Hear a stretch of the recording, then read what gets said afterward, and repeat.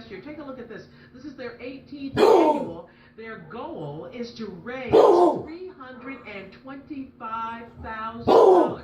So I guess we could subtract the $8,000 from that, but I wouldn't. I would just add nothing. TV got her all messed up. Because, as you mentioned, there are more than 12,000 animals that live at the shelter needing care, food, and if you have any kind of pets, I have 2 dogs. We just had a medical emergency last week that cost me $200. Can you imagine that multiplied by 12,000? So that's why the Wiggle Waggle Walk is so important. We're talking about this day because the walk is Sunday.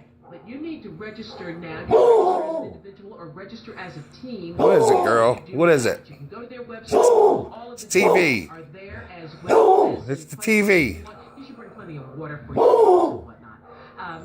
The Wiggle Waggle Walk is. I want you to get registered now. Now, wait. Did I just hear you? You don't have a dog. No problem. We have some folks, four-legged folks, who would gladly be able to participate with you Sunday. We'll talk more about that next hour, and I want to talk about that $80 donation they got, Pasadena Humane Society. Back to you in the studio.